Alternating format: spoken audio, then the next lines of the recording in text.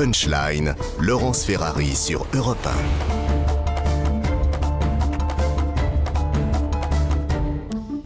Et dans Punchline, on évoque le retour du tragique dans l'histoire, mais il y a aussi la petite histoire dans la grande histoire. La petite histoire, c'est le retour du drapeau européen, seul sous l'arc de triomphe. Il flotte depuis ce matin, évidemment, puisque Emmanuel Macron réunit en ce moment même les 27 de l'Union européenne. Et évidemment, comme début janvier, cela provoque une polémique. Pourquoi ce drapeau est-il tout seul? Pourquoi n'y a-t-il pas le drapeau français à côté? On va écouter Marine Le Pen, qui est furieuse et qui envisage même de saisir la justice. C'est une violation de la loi. Donc le président de la République, pour la deuxième fois, volontairement, probablement par provocation, viole la loi. La loi prévoit que aucun drapeau de quelque nature que ce soit ne peut flotter seul, sans, à tout le moins à côté de lui, le drapeau de la République française.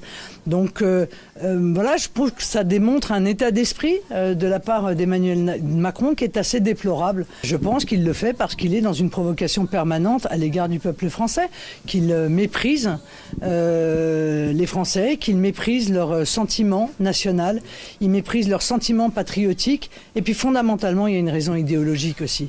C'est qu'en réalité, Emmanuel Macron veut remplacer la souveraineté nationale par la souveraineté européenne.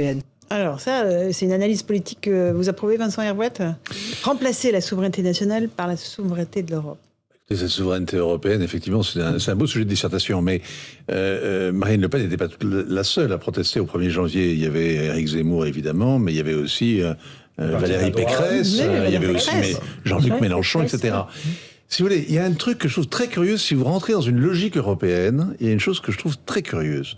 Il y a eu un traité, le traité constitutionnel, qui a été refusé par les Français par référendum. Finalement, on leur a fait avaler la pilule en le faisant voter par le Congrès réuni. C'est le fameux traité de Lisbonne.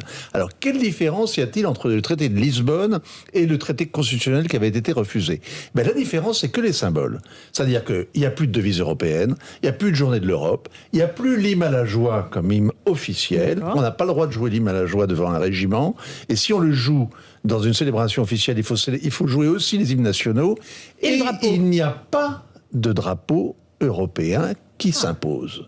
Et donc, même si vous êtes dans une logique européenne, il y a quelque chose d'assez violent dans cette façon de nier une règle qui avait été établie en 2007, ou en 2008, je ne me souviens plus très bien, mais bon, dans ces années-là, après, pour finalement effacer le référendum qui avait fait tellement de dégâts à l'image de la France comme pays pilote en Europe. Joseph Massescaron, c'est une provocation du président Macron. Il s'est dit, bon, ils ont beaucoup protesté en janvier. Allez, je vais remettre un petit peu le drapeau européen.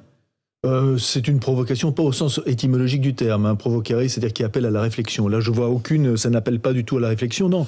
Ce qui me vient à l'esprit, c'est que c'est... ce qui me provient, non, c'est l'élément disruptif, qui restera l'adjectif, en tout cas, qui est apparu pour résumer ce quinquennat. Alors, on est disruptif comme on peut. On est disruptif sur ce sujet. Moi, j'aurais préféré, personnellement, qu'il soit disruptif pour faire une réforme des retraites.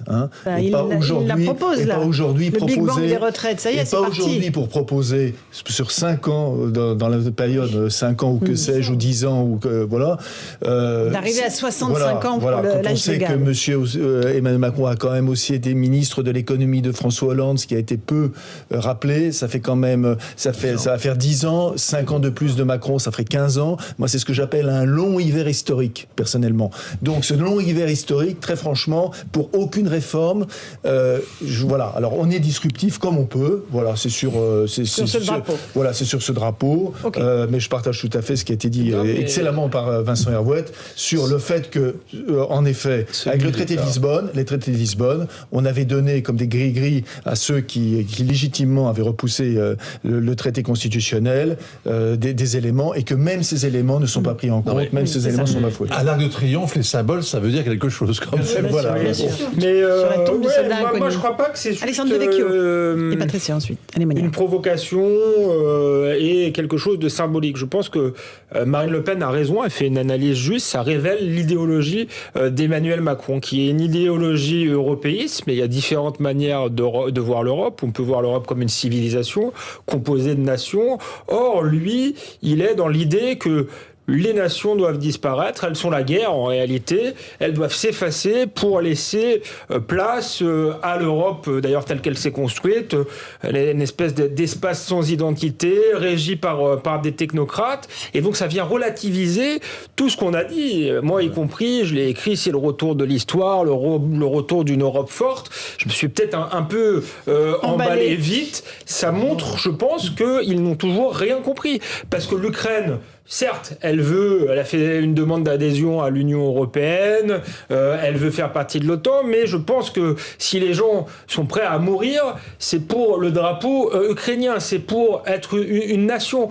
Donc si on veut être une Europe réellement forte, on aura besoin de nations, et le nationalisme n'a rien à voir avec ce qu'on voit, ce que fait aujourd'hui Poutine. Poutine, c'est de l'impérialiste. On peut être nationaliste sans vouloir la guerre. Le général de Gaulle est cherché l'été des nationalistes, je suis désolé, et ils ont empêché, ils se sont battus contre les impérialistes. Donc, en plus, il faut un contresens historique. Patricia, allez, Mania. Je pense que l'on peut être européen, si pro-européen, vouloir une Europe même beaucoup plus avancée, comme le voudrait le président Macron, semble-t-il, sans pour autant ne pas écouter ce que dit la population française, sachant qu'il y avait eu cette polémique, justement, le 31 décembre.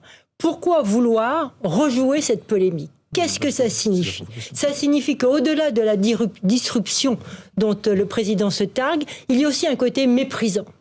Et c'est ça qui me choque dans ce drapeau. Parce qu'on peut être pro-européen, mais quand on rejoue quelque chose qui a créé un débat, un conflit au sein des Français, alors qu'on parle en ce moment de l'unité, eh bien, on bafoue cette unité qu'on se prétend vendre à l'extérieur. Mais parce que Joseph moi, je trouve qu'il y a, là, je suis en désaccord avec Alexandre Devecchio. C'est-à-dire, il y a pas de conviction chez Macron. Faut arrêter. Je veux dire, le macronisme, qu'est-ce que c'est ? C'est 20 ans après, ou plus de 20 ans après les Anglais, une forme de blairisme, un peu, un peu remodelé ou un peu revisité. Mais il n'y a pas de conviction. Il n'y a pas de conviction. Emmanuel Macron, c'est un caméléon idéologique. Mettez-le sur une couverture écossaise, il deviendra fou. Donc franchement, il n'y a pas de conviction idéologique. On va parler des réfugiés. Il n'y en a pas beaucoup, mais ça, c'est une constante. Il était arrivé sur l'hymne européen, son premier discours de président de la République. Je pense que non. Et d'ailleurs, c'est marrant, ses prédécesseurs étaient tous des européistes et partageaient sa vision, mais ils avaient l'européisme honteux, justement parce qu'ils tenaient compte de la majorité de la population. Lui, il s'en fout, il provoque, il se dit j'ai gagné, je les emmerde. C'est ça qu'il se dit. En réalité, C'est vous qui le dites aussi. c'est comme les non-vaccinés, il emmerde ceux qui ne partagent pas sa vision de l'Europe. Il croit à l'Europe commerciale, à l'Europe du marché, Oui. c'est avant Oui, tout mais un non, mais commerçant. aujourd'hui, il a quand même un tout petit peu évolué sur cette notion.